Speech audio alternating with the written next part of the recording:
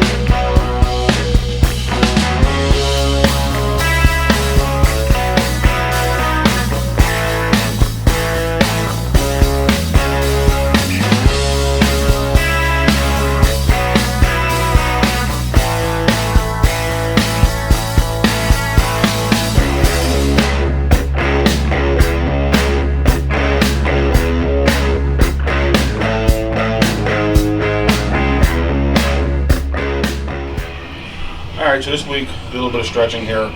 Stretching, flexibility, mobility, all come into play doing strongman. It's not just about strength.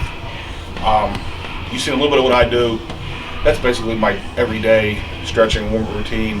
I do other mobility stuff in, I do at home and out of time in the hotel.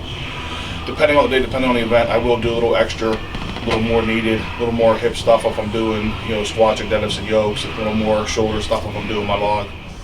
Alright, so I'm going to give you another tip here you could add into your little bag of tricks, is yoga.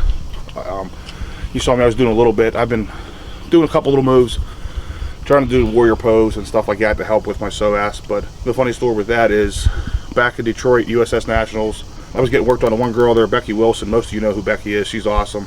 And she actually got a nickname this last weekend. She was helping the guys at a Giants Live, but they call her the Strongman Mom. She takes care of most of us. She does a lot of the shows. But she mentioned to me with that psoas issue, she said, you think about trying yoga. We laughed about it, like, yeah, 350 pound guy doing yoga. But it does help.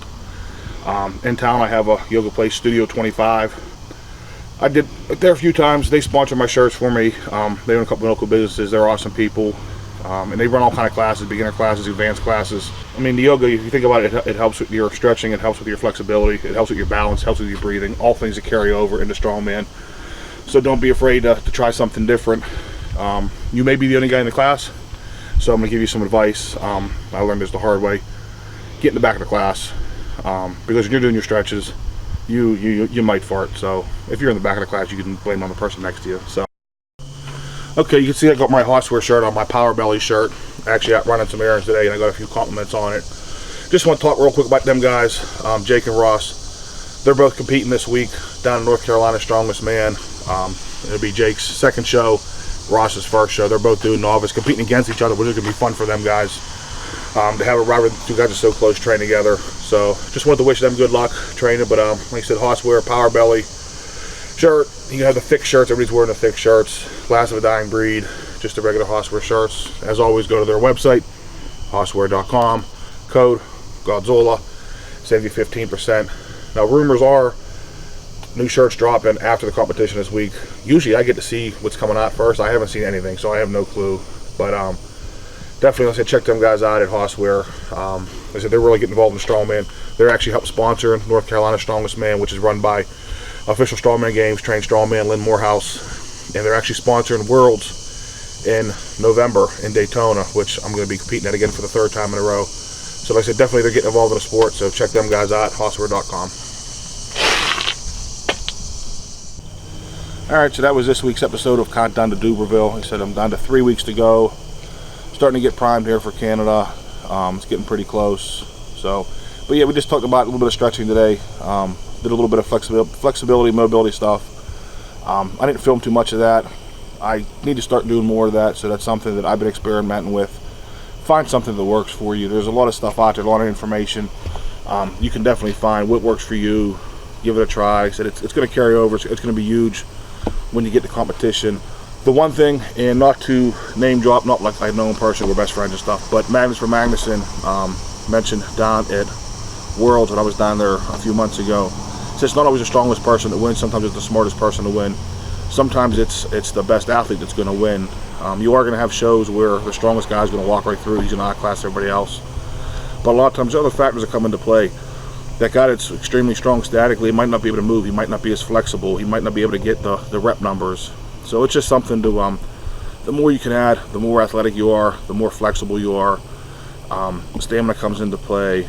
But definitely the stretching and the flexibility, mobility. Do a little bit of yoga work. Add that into your strength. So definitely do some research. Step up your strength game. Step up your stretching flexibility. And when we come back next week, we're going to be down to 2 weeks to go. And we're going to be talking about contest prep. And then it's going to be travel. So, Godzola out.